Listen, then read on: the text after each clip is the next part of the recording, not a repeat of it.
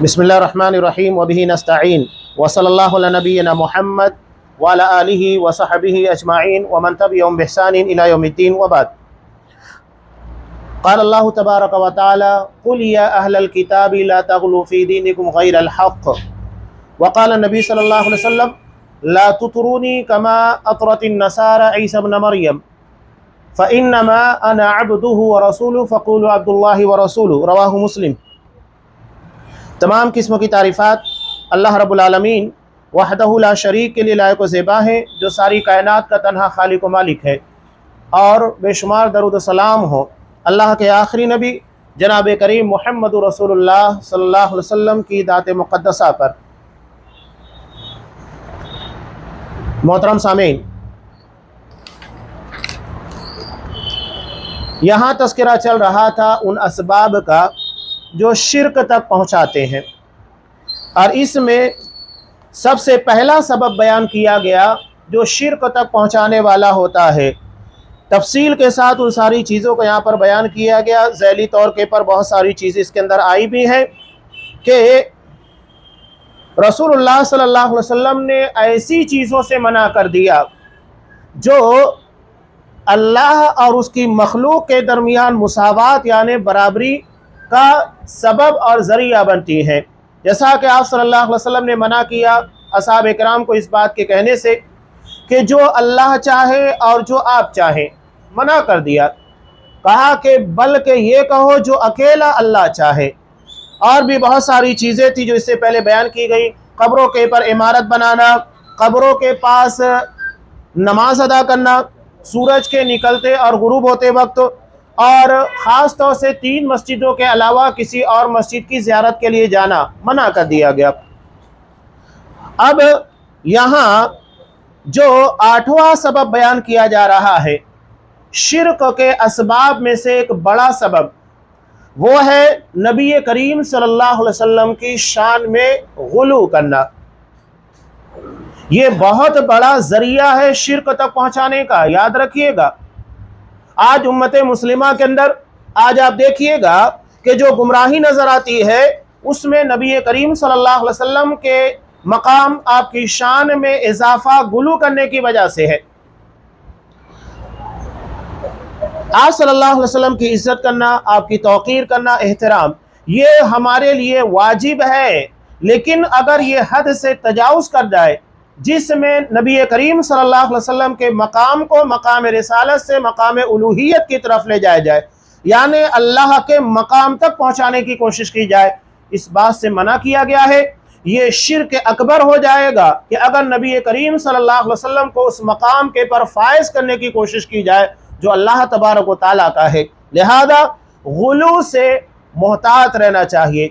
इतना भी अरबी ज़बान में कहा जाता है, जैसा कि आप सल्लल्लाहु अलैहि वसल्लम की हदीस भी है, ला तुतरूनी, कि मेरी शान उस तरह ना बढ़ाओ कमा अतरतिन नसार इब्न ईसा इब्न मरियम, जैसा कि नसरानियों ने हज़रत ईसा अलैहिस्सलातु वस्सलाम के मकाम को बढ़ाया। कैसे बढ़ाया था? नसरानियों ने, ईसाइयों ने हज़रत ईसा अलैहिस्सलातु वस्सलाम के मकाम को, उन्होंने हज़रत ईसा अलैहिस्सलातु वस्सलाम को अल्लाह का बेटा बना दिया। कुरान मजीद ने बयान किया वक़ालतिल यहूद उज़ैर इब्नुल्लाह, यहूद कहते हैं कि उज़ैर अल्लाह के बेटे हैं। वक़ालतिन नसार अल मसीह इब्न, और नसरानी लोग कहते हैं मसीह इब्नुल्लाह, के मसीह अल्लाह के बेटे हैं। आज उम्मत मुस्लिमा गैरों की नकाली करते हुए, जैसा कि आपने कहा था लतत्तबिउन्न सुनन मन कान क़ब्लकुम, तुम अपने से पहले के लोगों के तौर तरीके अपनाओगे, यानी जिस तरह वो गुमराह हुए, जिस तरह वो गुमराही के रास्ते के पर चले, तुम भी उसी तरह गुमराह होगे। और हुआ, यहूदियों ने हज़रत उज़ैर अलैहिस्सलातु वस्सलाम को अल्लाह का बेटा बनाया, नसरानियों ने हज़रत ईसा अलैहिस्सलातु वस्सलाम को। आज आप देखिए कि उम्मत मुहम्मदिया में भी कुछ लोग हैं जो नाउज़ बिल्लाह नबी करीम सल्लल्लाहु अलैहि वसल्लम को डायरेक्ट अल्लाह का बेटा तो नहीं कहते हैं, लेकिन जो बात कही जाती है वो अल्लाह का बेटा होने वाली ही है। पहला स्टेप क्या इख्तियार किया गया नबी करीम सल्लल्लाहु अलैहि वसल्लम के ताल्लुक से कि आप नूर हैं। انسان نہیں بلکہ نوری مخلوق ہے۔ اور اس کے بعد یہ تو ٹھیک نبی کریم صلی اللہ علیہ وسلم کی شان میں غلو کرتے ہوئے اس مقام تک پہنچے، یہاں شرک تو نہیں تھا لیکن بہرحال فسق تھا، جو اللہ نے بتایا اس مقام سے بلند کرنے اور اس جگہ سے ہٹانے کی کوشش کی گئی۔ اس کے بعد کا جو اسٹیپ تھا بہت خطرناک، وہی چیز جو کہ نصرانیوں میں اور یہودیوں کے اندر پائی گئی، یعنی اللہ کا بیٹا قرار دینا۔ چنانچہ آپ صلی اللہ علیہ وسلم کے بارے میں آج بھی گمراہ لوگوں کا، بدعتیوں کا ایک جتھا ہے، ایک جماعت ہے جو عقیدہ رکھتے ہیں کہ آپ نور من نور اللہ ہے، نعوذ باللہ، اللہ کے نور کا ایک حصہ ہیں۔ یہ کیا مطلب ہوا؟ اللہ کے نور کا ایک حصہ ہونے کا مطلب ہی یہی ہے کہ اللہ کی اولاد ہے۔ ایک انسان اپنی اولاد کو کیا کہتا ہے؟ اپنے بیٹے کو، اپنی بیٹی کو کیا کہتا ہے؟ وہ کہتا ہے کہ یہ میرا خون ہے، یہ میرا لخت جگر ہے، میرے جگر کا ٹکڑا ہے۔ نبی کریم صلی اللہ علیہ وسلم نے حضرت فاطمہ کو کہا نا، بضعۃ منی، فاطمہ میرے جگر کا ٹکڑا ہے، میرے وجود کا حصہ ہے۔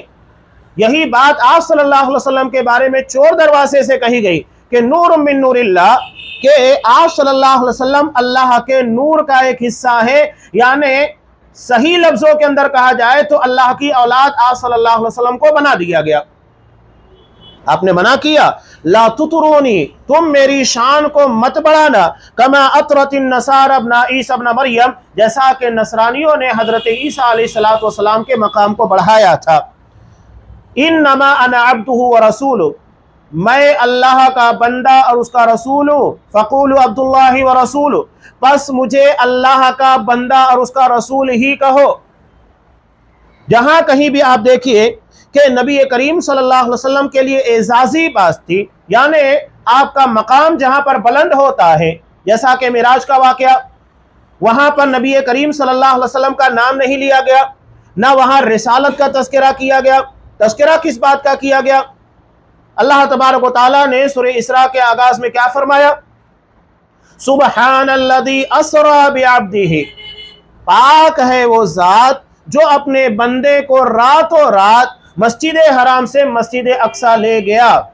اب یہاں پر دیکھیے قرآن مجید نے آپ صلی اللہ علیہ وسلم کے لیے کیا لفظ استعمال کیا؟ عبدو، سبحان الذی اسری بعبدہ، پاک ہے وہ ذات جو اپنے بندے کو راتوں رات لے کر گیا۔ وہاں آپ صلی اللہ علیہ وسلم کا نام نہیں لیا گیا، بلکہ تذکرہ آپ کی عبدیت کا کیا گیا، یعنی آپ صلی اللہ علیہ وسلم کے لیے ایک معجزہ پیش کرنا کہ اس وقت 40 دن سفر کے لیے لگا کرتے تھے بیت المقدس پہنچنے کے لیے، ایک لمحے میں اللہ نے رسول اللہ صلی اللہ علیہ وسلم کو مسجد حرام سے مسجد اقصی پہنچا دیا۔ اس چیز کو دیکھتے ہوئے کوئی یہ نہ کہے کہ آپ صلی اللہ علیہ وسلم کے اندر خدائی اختیارات، خدائی طاقت ہے، نہیں، بلکہ اللہ نے کہا کہ وہ عبد ہیں، بندے ہیں، یہ کام اللہ نے کیا ہے۔ حضرت موسیٰ علیہ السلام کا واقعہ کتنا پیارا ہے۔ جب حضرت موسیٰ علیہ السلام نے اللہ کے حکم سے عصا کو ڈال دیا، پیش کر دیا، اژدہا بن گئی، اور اس کے بعد سارے جادوگروں کے بنائے ہوئے جادو کے کھیل اور تماشے کو ہضم کر گئی، پورا کھیل ختم ہو گیا۔ تو جادوگر کیا کہنے لگے؟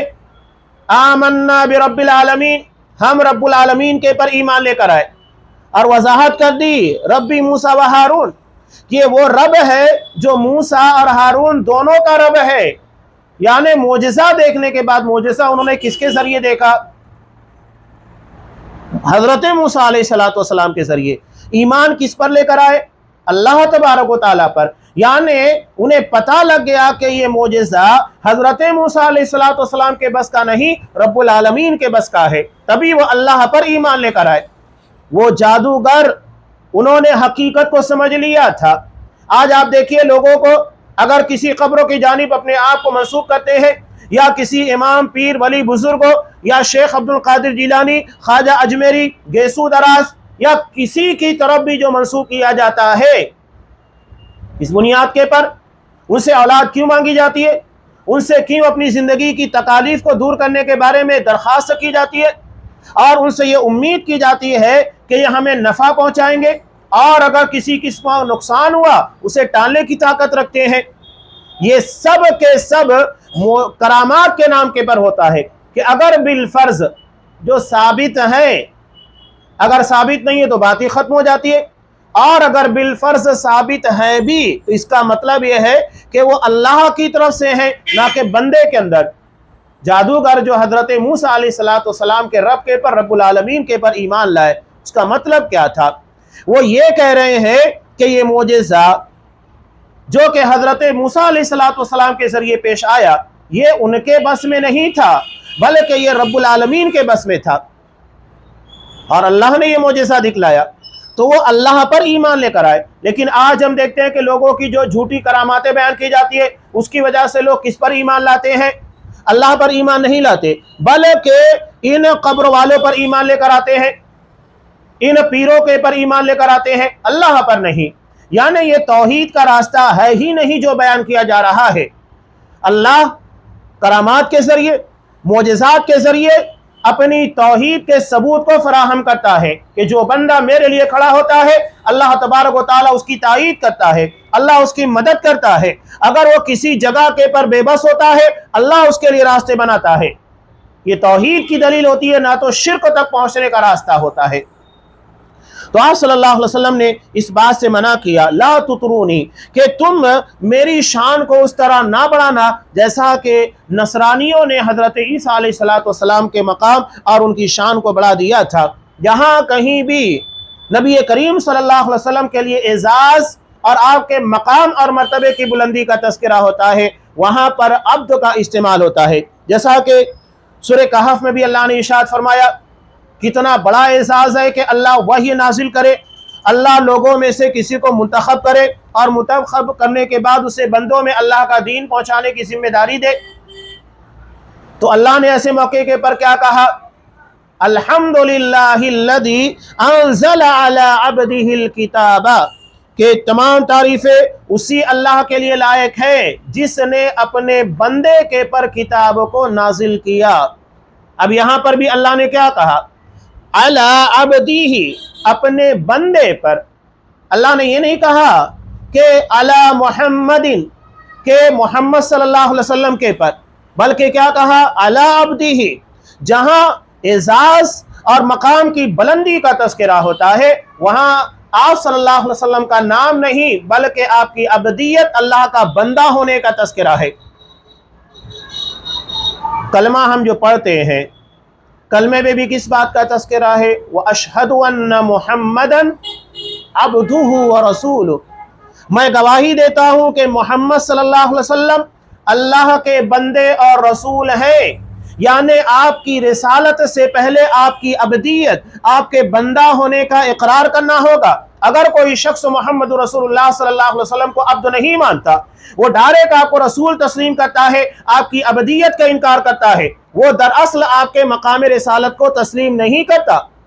اسے آپ صلی اللہ علیہ وسلم کے مقام رسالت کو تسلیم کرنے کے لیے آپ کی عبدیت، آپ کے بندہ ہونے کو تسلیم کرنا پڑے گا۔ اس کے بغیر کلمے کی گواہی مکمل نہیں ہوگی۔ قرآن مجید نے صاف کا جگہ جگہ کر آپ کی عبدیت کا، آپ صلی اللہ علیہ وسلم نے کلمے کے اندر جہاں شہادتین کی گواہی دی جاتی ہے اللہ تبارک و تعالیٰ کی الوہیت، اللہ کے معبود ہونے، وہیں آپ صلی اللہ علیہ وسلم کی رسالت کی گواہی دی جاتی ہے۔ تو آپ کی رسالت سے پہلے آپ کے عبد ہونے، آپ کے بندہ ہونے کا تذکرہ ہے، اقرار ہے۔ چنانچہ آپ دیکھیے قرآن مجید میں بھی آپ کو خطاب کر کے اللہ نے کیا کہا؟ بہت سارے مقامات پر، یا ایھا الرسول، یا ایھا النبی، اے رسول، اے نبی۔ یہاں پر آپ کے مقام کا تذکرہ کیا کہ آپ رسول ہیں، آپ نبی ہیں، پیغام پہنچانے والے۔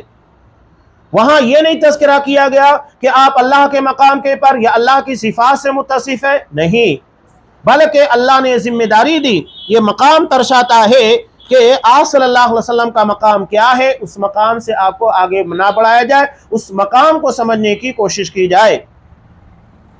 چنانچہ امت نے جب آپ کے ان فرامین کو فراموش کیا تو نتیجہ کیا ہوا؟ کھلا کھلا شرک ہمیں جگہ جگہ کے پر نظر آنے لگا۔ چنانچہ ایک بہت ہی مشہور ہے جس کے بارے میں کہا جاتا ہے بردہ شریف۔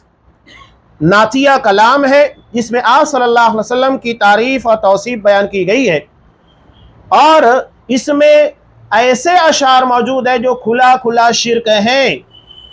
जैसा कि इसी में बुर्दा के अंदर, बुर्दा शरीफ जिसको कहा जाता है, बौसीरी ने नबी करीम सल्लल्लाहु अलैहि वसल्लम को मुखातब करते हुए उसमें कहा, वो क्या कहता है, ऐ मखलूक में सबसे करीम, मैं आपके सिवा किसी और से नाजिल शुदा मुसीबतों में क्यों पनाह तलब करूं। यानी डायरेक्ट नबी करीम सल्लल्लाहु अलैहि वसल्लम को हाजत रवाई, मुश्किल कुशाई के लिए तलब किया जा रहा है कि आप मुसीबतों को दूर करने वाले और हमारी हाजतों को पूरा करने वाले हैं। जो मकाम अल्लाह तबारक व तआला का है, उस मकाम के पर नाउज़ बिल्लाह नबी करीम सल्लल्लाहु अलैहि वसल्लम को विराजमान करने की कोशिश की जा रही है। यही चीज़ है। हमारे यहाँ एक बहुत मशहूर शेर है, आप 12 सुनते रहते हैं। आप सल्लल्लाहु अलैहि वसल्लम के ताल्लुक से यही शान में गुलू है, नकल कुफ्र कुफ्र नबाशत, यानी किसी कुफ्र को नकल करना कुफ्र नहीं है, सिर्फ बयान किया जा रहा है। तो ये लोग क्या कहते हैं शेर में, वही जो मुस्तवी था अर्श पर खुदा होकर, उतर पड़ा है मदीने में मुस्तफ़ा होकर, नाउज़ुबिल्लाह। यानी आप सल्लल्लाहु अलैहि वसल्लम को अल्लाह तबारक व तआला का अवतार बता दिया गया कि अल्लाह तबारक व तआला आप में हुलूल किए हुए हैं, और दुनिया में आने के लिए अल्लाह ने मोहम्मद रसूलुल्लाह सल्लल्लाहु अलैहि वसल्लम का रूप धारण किया, और उसके बाद अपने बंदों के दरमियान आया और अपने बंदों तक अपनी बातों को पहुंचाया। यहाँ मोहम्मद सल्लल्लाहु अलैहि वसल्लम को नाउज़ बिल्लाह अल्लाह की सिफात से मुत्तसिब करने की कोशिश की जा रही है। इंतहाई कुफरिया और शिरकिया शेर है, लेकिन लोग धड़ल्ले के साथ पढ़ते, धड़ल्ले के साथ इसे बयान किया जाता है।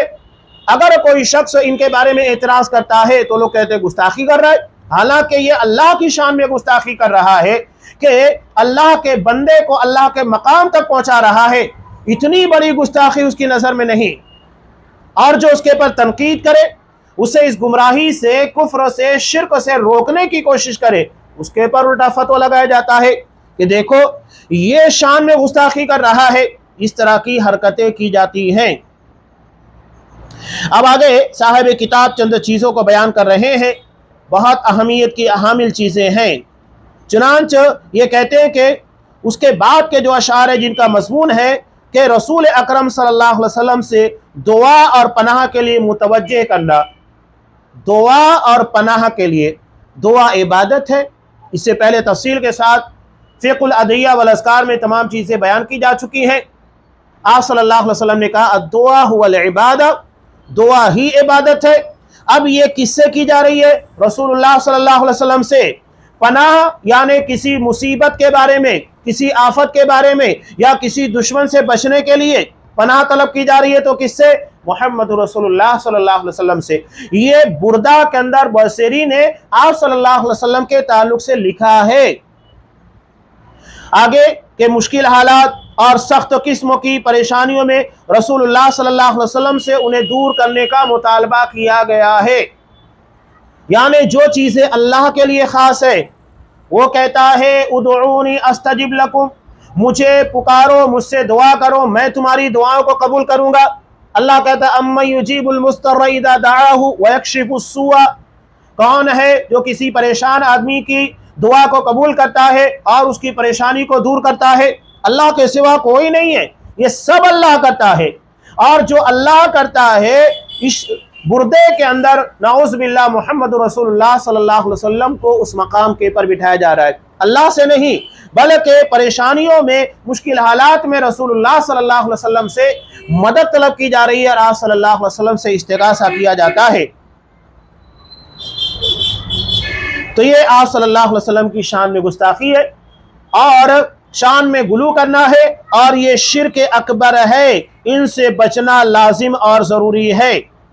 हालांकि साहिब किताब एक बहुत प्यारी बात कहते हैं कि आपकी ताज़ीम और मोहब्बत सिर्फ आपकी इत्तिबा, दीन की नुसरत और आपकी सुन्नतों के पर अमल करने से हासिल होगी।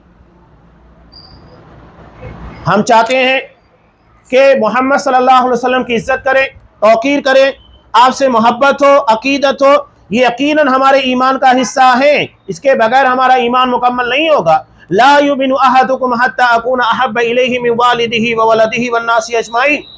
तुम्हें का कोई शख्स उस वक्त तक मोमिन नहीं हो सकता जब तक कि मैं उसके नज़दीक, उसके बाप, उसकी औलाद और दुनिया के तमाम लोगों से महबूब ना बन जाओ। लाजिम है, इसके बगैर ईमान मुकम्मल नहीं होगा। लेकिन ये कब होगा? जब आप सल्लल्लाहु अलैहि वसल्लम की ताज़ीम किस तरह की जाए? आपकी इत्तिबा करके। आप जो अकीदा लोगों के सामने पेश किया वो अकीदा हम अपनाएं। आप सल्लल्लाहु अलैहि वसल्लम ने जो मनहज, जो तरीका पेश किया, उसी तरीके के मुताबिक हम अपनी ज़िंदगी गुजारें। आपने जिस तरह इबादत की उसी तरह हम भी इबादत करें।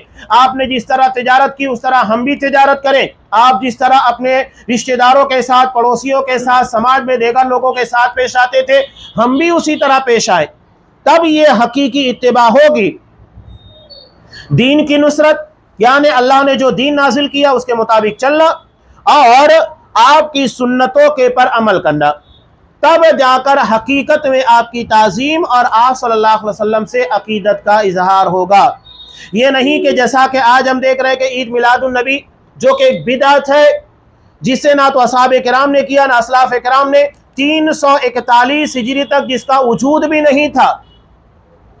फातिमियों ने, जिनके बारे में उस वक्त के उलमा ने बाकायदा फतवा दिया कि मुसलमान नहीं है, इन लोगों ने ज़बरदस्ती अपने आप को फातिमी बनाया, आप सल्लल्लाहु अलैहि वसल्लम के खानवादे अहले बैत की तरफ मंसूब किया ताकि लोगों के दरमियान अपने आप को मुसलमान जाहिर कर सके और उसको साबित करने के लिए कि हाँ, हम बहुत अहले बैत की मोहब्बत करते हैं, हम अहले बैत वाले हैं, आप सल्लल्लाहु अलैहि वसल्लम से अकीदत व मोहब्बत बहुत ज़्यादा है।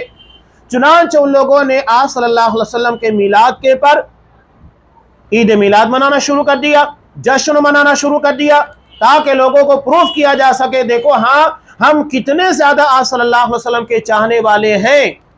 ये उनकी हरकत थी।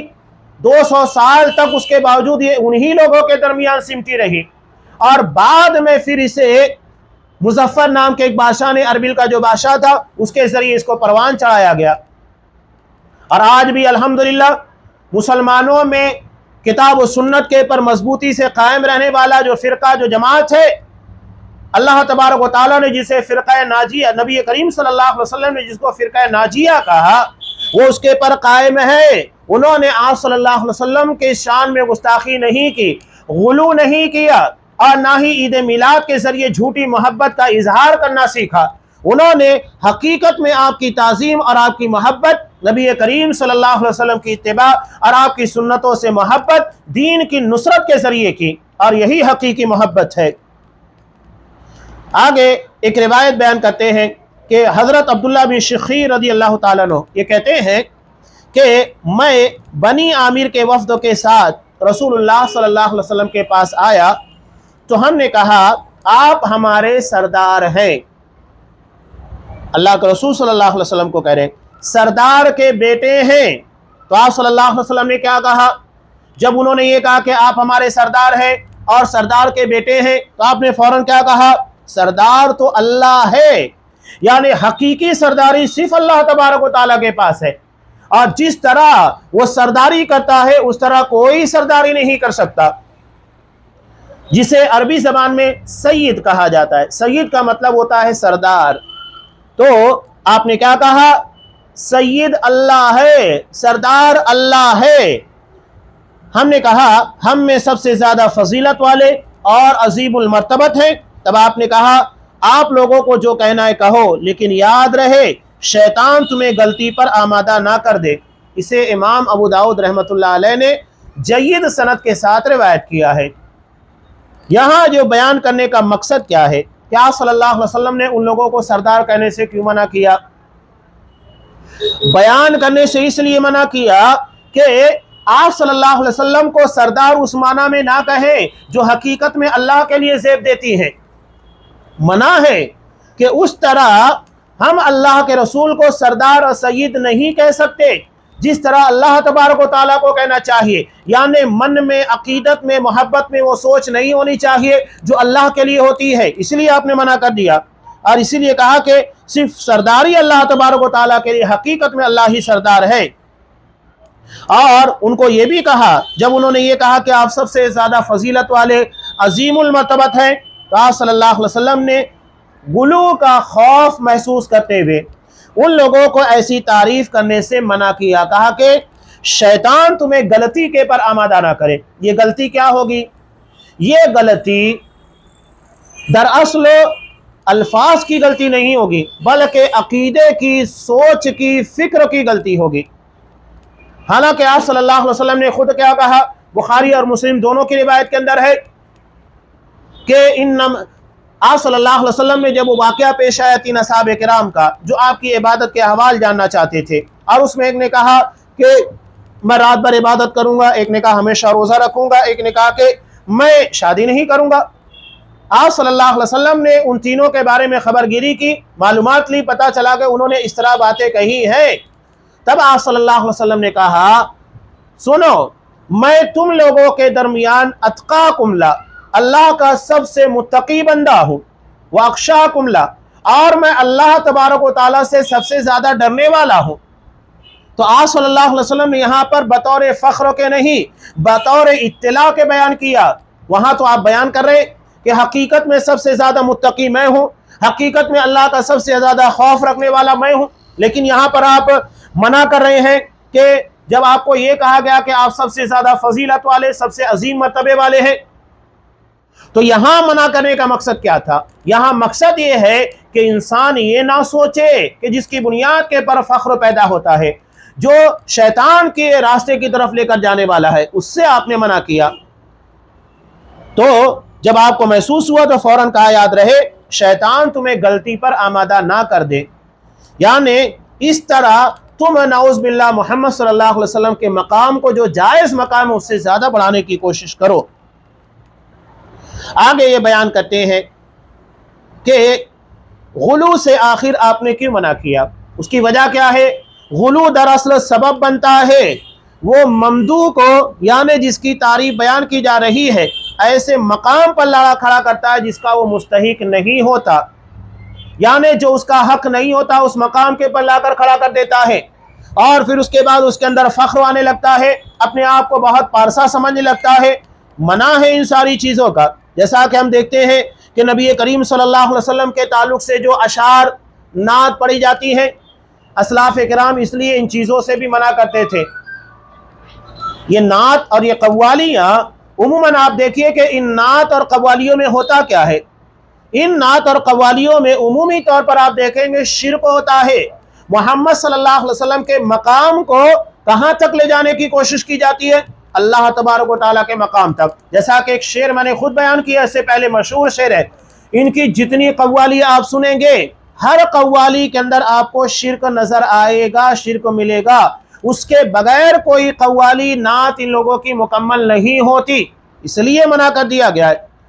तो शेख सालेह अल फौज़ान हफिज़हुल्लाह बयान करते हैं, जैसा कि नबी करीम सल्लल्लाहु अलैहि वसल्लम की शान में पढ़े जाने वाली बहुत सारी नातों में ऐसा किया गया है जिसे बाज़ गाली लोगों ने मुरतब किया है, और ये उसी चीज़ को अपने लिए सब कुछ समझते हैं। जैसा कि मिसाल दिया साहिब बुर्दा वगैरह, उसमें उन्होंने शिर्क अकबर तक की जुरत की। शिर्क अकबर तक की जुरत यानी मोहम्मद सल्लल्लाहु अलैहि वसल्लम को मुश्किल कुशाई के लिए पुकारना, हाजत रवाई के लिए पुकारना, उनसे दुआ करना, ये सारी चीज़ें दरअसल शिर्क अकबर है। ये कहते हैं साहिब बुर्दा का कहना है, जो अरबी के अंदर अशार पढ़े जाते हैं, आप देख लीजिएगा, इसे नए लोगों, इसे बहुत सारे लोगों ने बेहतरीन मुनज़्ज़म तरीके से मुतरन्नम आवाज़ के अंदर लोगों में मुतारफ़ कराया। हालांकि जब उसका माना और मफ़हूम आप देखेंगे, उसे शरीयत के मीज़ान में तोलने की कोशिश करेंगे, तो पता लगेगा कि इसमें गुमराहियाँ कितनी हैं। ये शिर्क अकबर तक पहुँचाते हैं। चुनांचे ये कहते हैं, साहिब बुर्दा का कहना है, ऐ मखलूक में सबसे करीम यानी मोहम्मद सल्लल्लाहु अलैहि वसल्लम को पुकारा जा रहा है, मैं आपके सिवा किसी और से नाजिल शुदा मुसीबतों में क्यों पनाह तलब करूं? यानी डायरेक्ट वो चीज़ जो अल्लाह तबारक व तआला के लिए ख़ास है, वो मोहम्मद सल्लल्लाहु अलैहि वसल्लम के लिए की जा रही है। आप सल्लल्लाहु अलैहि वसल्लम को खुदाई इख्तियारात दिए जा रहे हैं, मुश्किल कुशाई के लिए पुकारा जा रहा है, और उसका ये कहना भी है कि आपके दम से दुनिया और उसकी सौकन यानी आखरत है, और आप ही के इल्म की वजह से लौह कलम का इल्म है। नाउज़ुबिल्लाह। जब कि लौह कलम का जो इल्म है अल्लाह ने तो कायनात को पैदा करने से 50,000 साल पहले तकदीर को लिख दिया था, लौह कलम के अंदर सारी चीज़ें महफूज कर दी थी, तो फिर ये आपके दम से कैसे हुआ? ये अल्लाह तबारक व तआला की सिफत इल्म का हिस्सा है, ना कि मोहम्मद सल्लल्लाहु अलैहि वसल्लम के दम से है। ये उसके अंदर इस तरह के अशार और इस तरह की बातें कही जा रही है जो शिर्क अकबर तक पहुंचाता है। इसमें कोई दो राय नहीं, कोई शक और शुबा नहीं है। हाँ, ये बात तो है कि आप सल्लल्लाहु अलैहि वसल्लम के मकाम अबदियत को अल्लाह ने मुकम्मल किया, यानी आप सल्लल्लाहु अलैहि वसल्लम एक कामिल बंदे हैं। आपकी अबदियत के अंदर कोई नक्स कोई खामी नहीं है, लेकिन इसका मतलब ये नहीं है कि आप नाउज़ बिल्लाह अल्लाह के इख्तियारात या अल्लाह की सिफात से मुत्तसिफ है, नहीं, इसका मतलब ये नहीं होता है। आगे बयान करते हैं साहिब किताब अल्लामा इब्न असीर रहमतुल्लाह अलैह के कौल को नकल करते हैं कि इसी हदीस में है कि कुरैश का एक आदमी आया और उसने कहा कि आप कुरैश के सरदार हैं। तो आप सल्लल्लाहु अलैहि वसल्लम ने क्या कहा? सरदार तो अल्लाह है, सैयद अल्लाह है, यानी वही है जिसे सरदारी ज़ेब देती है। गोया कि आपने इस बात को नापसंद किया कि आपके सामने आपकी तारीफ़ और तौसीफ बयान की जाए। जब आप सल्लल्लाहु अलैहि वसल्लम खुद इन चीज़ों से मना कर रहे हैं, तारीफ़ और तौसीफ से मना कर रहे हैं, उसको पसंद नहीं करते, तो आम उम्मतियों को इस चीज़ों से बचना चाहिए। जबकि आप मकाम अब्दियत में कामिल हैं, उसके बाद भी आप तारीफ़ और तौसीफ से बचते थे, लोगों को मना करते थे। हाँ, रहा ये मसला जैसा कि आप सल्लल्लाहु अलैहि वसल्लम ने बयान किया, अना सय्यिदु उल्दी आदम वला फ़ख्रा, मैं तमाम आदम अलैहिस्सलातु वस्सलाम के बेटों का औलाद का सरदार हूँ, लेकिन कोई फ़ख्र नहीं जताता। तो वहाँ आपने मकाम को बताया, ना कि अपनी अज़मत के ज़रिए अपने आप के पर फ़ख्र किया, इसलिए आपने क्या कहा? वला फ़ख्रा, मैं इसके पर फ़ख्र नहीं जताता। ये एहसास मुझे अल्लाह ने अता किया। आपने सिर्फ इस बात की इत्तला दी और उस मकाम को बतलाया कि अल्लाह ने मुझे किस मकाम पर रखा है। इत्तला देना मकसूद है, फ़ख्र करना मकसूद नहीं है। अगर हकीकत बयानी है तो अच्छी चीज़ है, लेकिन अगर फ़ख्र हो रहा है उसके ज़रिए से, तारीफ़ और तौसीफ़ के ज़रिए, तो मना है। चुनांचे आप सल्लल्लाहु अलैहि वसल्लम ने ये बात अल्लाह की नेमत के शुक्राने के तौर पर कही और उम्मत को इस बात की खबर देना मकसूद था कि उम्मत ये बात जान ले कि अल्लाह ने आप सल्लल्लाहु अलैहि वसल्लम का मकाम कितना बड़ा रखा है, ना कि फ़ख्र के तौर पर आपने इन चीज़ों को बयान किया। लेकिन जब आप सल्लल्लाहु अलैहि वसल्लम ने लोगों को इस तरह के अल्फाज कहते हुए सुना तो क्यों मना कर दिया? मना इसलिए किया ताकि वो गुलू के अंदर ना पड़े और गुलू के अंदर पढ़कर वो शिरक ना करे। इस बुनियाद पर आप सल्लल्लाहु अलैहि वसल्लम ने मना किया।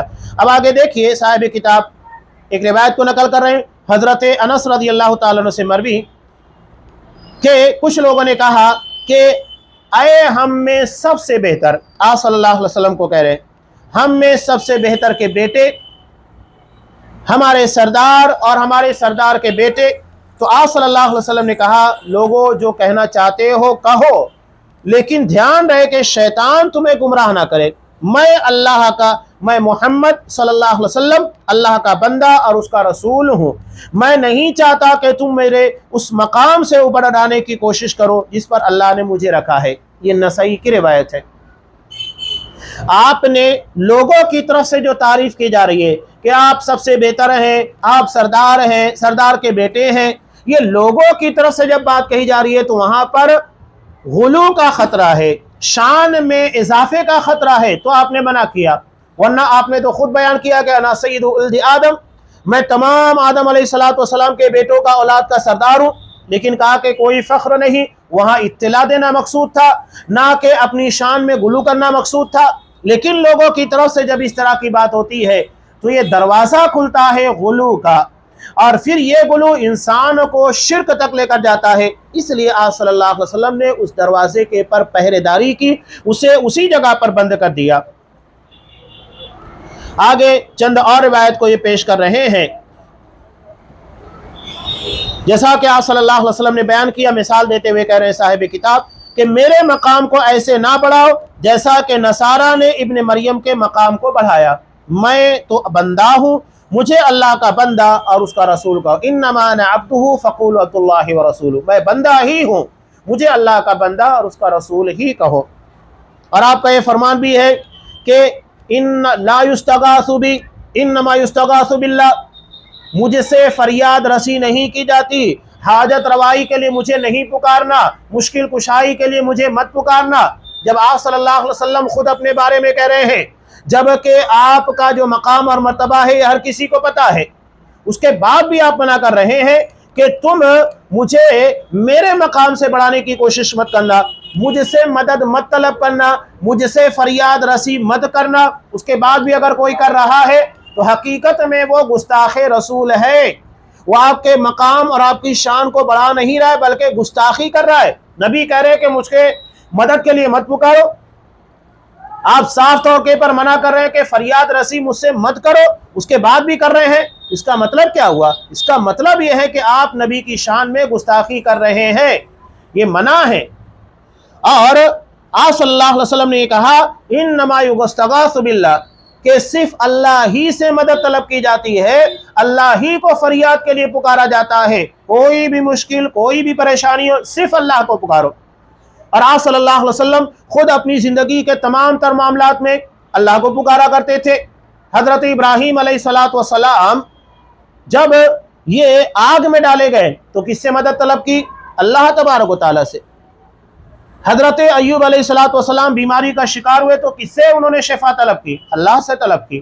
حضرت زکریا علیہ السلام کو اولاد نہیں تھی، کس سے مانگا؟ اللہ سے مانگا۔ ہر جگہ آپ دیکھیے، حضرت یونس علیہ السلام جب یہ مچھلی کے پیٹ میں چلے گئے، ایک مشکل کے اندر گرفتار ہو گئے، کس سے انہوں نے مدد طلب کی؟ اللہ سے کی۔ قرآن صاف طور کے پر بیان کر رہا ہے مدد صرف اللہ کرتا ہے، اور نبیوں کا اللہ سے مدد طلب کرنا اس بات کی گواہی ہے کہ نبی اللہ کے مقام کے پر، مقام الوہیت کے پر فائز نہیں ہوتے۔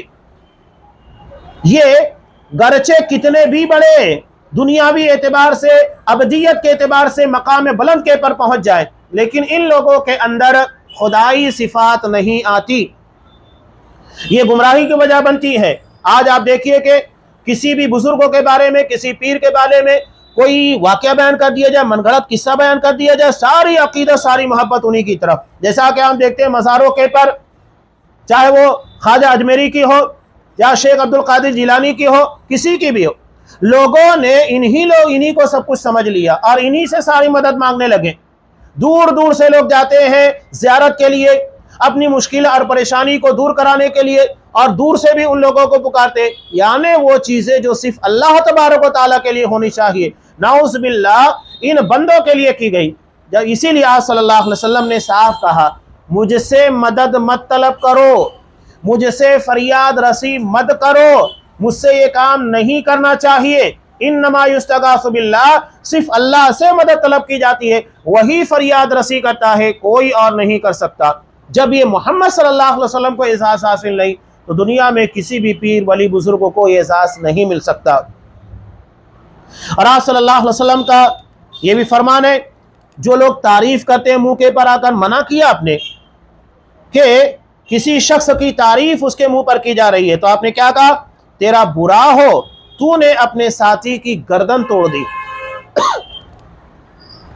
اس لیے کہ انسان کی جب تعریف کی جاتی ہے تو فخر محسوس کرنے لگتا ہے، وہ اپنے آپ کو بڑا تصور کرنے لگتا ہے، اب وہ ابدیت اللہ کا بندہ ہونے کے بجائے کچھ اور سوچنے لگتا ہے۔ اسی لیے آپ نے منع کیا، کسی کی تعریف اس طرح نہیں کرنا چاہیے کہ وہ دھوکے میں پڑ جائے۔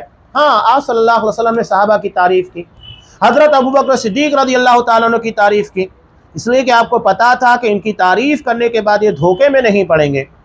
تو بندوں کے تعلق سے عام لوگوں کا تو پتا ہے کہ دھوکے میں پڑ جاتے ہیں، لہذا احتیاط برتنا چاہیے کسی کی منہ پر تعریف کرنے سے، تاکہ اس کے اندر فخر و غرور پیدا نہ ہو، جو کہ ایک اچھے کام کی بنیاد کے پر غلط کام کی طرف لے کر جاتا ہے۔ فخر و غرور کرنا منع ہے، لیکن یہ کس بنیاد کے پر پیدا ہو رہا ہے؟ نیکی کی بنیاد پر، لہذا اس نیکی کو کرنے سے منع کر دیا گیا۔ منہ کے پر تعریف کرنا، کسی کی اچھائی بیان کرنا، یہ تو اچھی چیز ہے نا، لیکن اگر یہ اچھی چیز کسی شر کا ذریعہ بنتی ہے تو منع کر دیا گیا۔ یعنی اگر کوئی اچھا کام شر کا ذریعہ بنتا ہے تو اس سے باز آنا چاہیے تاکہ کوئی برائی یا شر نہ پیدا ہو۔ اور آپ صلی اللہ علیہ وسلم نے یہ بھی فرمایا جب تمہاری ملاقات مدح سرائی کرنے والوں سے ہو، یعنی جو تعریف کرتے منہ کے پر، تو ان کے چہروں پر مٹی ڈال دو، یعنی انہیں رسوا کر دو تاکہ وہ کسی کی تعریف اس طرح نہ کریں، اس لیے کہ وہ خیر نہیں شر پھیلا رہے ہیں، لوگوں کی تعریف کر کے انہیں فخر میں، گھمنڈ کے اندر، تکبر کے اندر مبتلا کر رہے ہیں، یہ ان لوگوں کے لیے فتنے کا سامان بن رہا ہے۔ ہاں، ایک یہاں پر آخر میں انہوں نے ایک بحث کی ہے کہ کیا مخلوق کو سردار کہنا جائز ہے، سید کہنا؟